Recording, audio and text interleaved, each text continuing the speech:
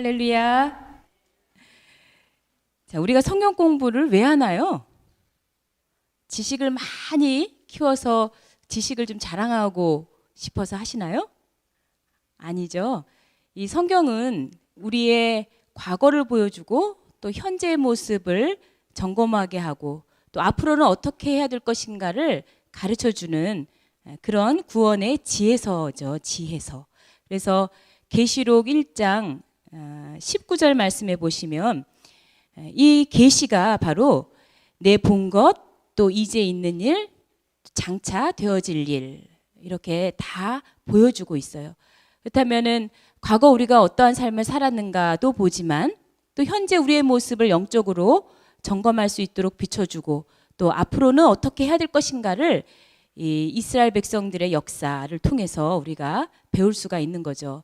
그래서 우리 늘푸른 교회가 이제 앞으로는 어떻게 해야 될 것인가 이런 것을 오늘 예루살렘 성벽 재건 속에서 함께 의미를 찾아보고자 합니다. 그래서 오늘 제목은 예루살렘 성벽 재건의 구속 경륜이 되겠습니다. 예루살렘 성벽 재건의 구속 경륜. 이 내용과 관련해서 우리 느헤미야 1장 1절부터 3절을 함께 찾아서 읽도록 하겠습니다. 느헤미야 1장 1절부터 3절까지 말씀입니다. 자, 우리 찾으셨으면 1절부터 3절까지 한 목소리로 봉독하겠습니다. 시작.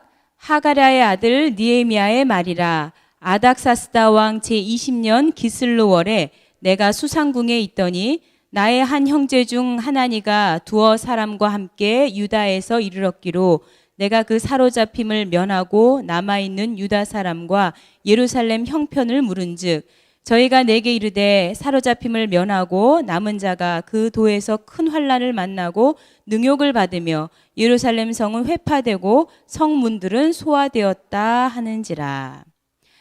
아멘. 예. 자, 우리가 지금 보다시피 예루살렘이라고 하는 곳은 굉장히 중요한 장소죠. 왜냐하면 이 예루살렘은 이스라엘 백성들에게 있어서 신앙의 중심지예요. 이 예루살렘 성 안에는 성전이 있죠. 예루살렘 성전. 그래서 그곳을 중심으로 이스라엘 백성들이 모이고 신앙을 다지고 또 자신들을 선미로서의 삶으로 지켜나갈 수가 있었어요. 그런데 어떤 일이 일어났느냐. 이 이스라엘 백성들이 주전 586년에 망하죠. 이스라엘 백성들이 주전 586년에 바벨론에 의해서 완전히 망합니다. 그래서 바벨론으로 끌려가는데 이 남아있는 예루살렘 성은 어떻게 되느냐. 그동안에 다 회파되고 무너지고 파괴가 돼서 엉망이 된 상태가 된 거예요.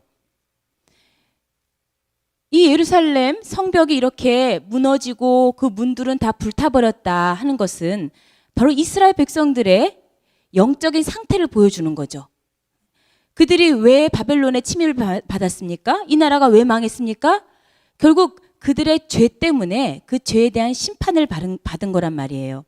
그래서 이 예루살렘 성벽을 다시 재건한다 하는 것은 그야말로 선민으로서의 그 기틀, 신앙의 기틀을 다시 한번 바로 세우는 것이고 또 그것을 통해서 국가적인 면모를 갖추게 되는 것이고 또 이방인이 침입할 수 없는 이 대적들의 모든 그 위협과 또 그 공격에 방어할 수 있는 안전한 모습을 이룰 수가 있는 것이죠. 이 이스라엘 백성들의 이 성벽을 건축하는 오늘 이 내용을 오늘 함께 살펴보면서 이스라엘 백성들만의 얘기가 아니라 우리 자신들도 돌아보건대 야, 우리가 이렇게 어려움을 겪은 것이 사실 내 영혼이 다 피폐되고 내 마음이 다 상하고 내 신앙생활이 다 어지럽게 이렇게 깨어진 것은 결국 각자 나의 죄 때문이구나 하는 것을 다시 한번 발견하면서 그래서 내가 어떻게 하면 이 영적인 예루살렘 성벽을 다시 재건할 것인가 이것에 대한 답을 찾아야겠습니다. 그래서 이 땅에서 우리 자신이 이 성전 혹은 그것을 둘러싸고 있는 이 성을 온전히 세우는 것이 그것이 바로 구속사입니다. 구속사는 잃어버린 하나님의 형상을 올바로 되찾아서 하나님이 기뻐하시고 원하시는 이 새 예루살렘 성, 새 예루살렘의 모습을 갖추어 나가는 것이 바로 이것이 구속사입니다. 자, 그렇다면은 이스라엘 백성들이 이 예루살렘 성벽을 다시 무너졌던 것을 재건하게 되는 그 모든 원동력은 과연 어디에 있었던 것인가? 자, 우리가 첫 번째로 살펴볼 것은 이 예루살렘 성벽 재건의 원동력이 무엇인가를 알아야 되겠습니다. 자, 예루살렘 성 재건의 원동력. 무엇보다도 이것은 하나님의 도우심이 아니면 절대 불가능한 것이죠. 모든 일은 하나님의 주권 섭리 속에서 일어나는 것이기 때문에 하나님의 선하신 도움의 역사가 있었다는 거죠.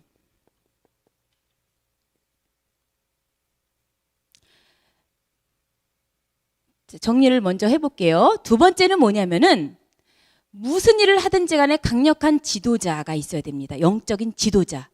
그 지도자로 등장한 것이 누구냐면 느헤미야예요. 이 영적인 지도자 바로 느헤미야. 이 느헤미야에 헌신이 있다는 것을 우리는 발견하게 됩니다. 자, 지도자만 앞에서 으쌰으쌰하고 잘하면 소용이 없습니다. 누가 따라줘야 되는 거죠? 백성들이 따라줘야 되는 거죠. 그래서 세 번째로는 이 백성들의 열심이 하나된 열심이 있었다는 것을 우리는 이제 보게 됩니다. 자, 하나님의 선한 도우심의 역사. 먼저는 느헤미야가 이 예루살렘 형편이 어떤가를 듣게 되죠. 오늘 지금 본문을 읽어봤을 때 1장 3절을 보니까 예루살렘 형편이 어떤가 거기 갔다 온 사람으로부터 얘기를 들어보니까 이 예루살렘 성벽이 완전히 다 무너지고 이 문들은 다 불타버렸습니다. 이렇게 얘기를 듣고 너무나 가슴 아파했죠. 그런데 아무리 가슴 아파하면 뭐합니까? 가서 누가 그걸 재건을 합니까? 사람이 있어야 말이죠. 그리고 모든 물자를 누가 대줍니까?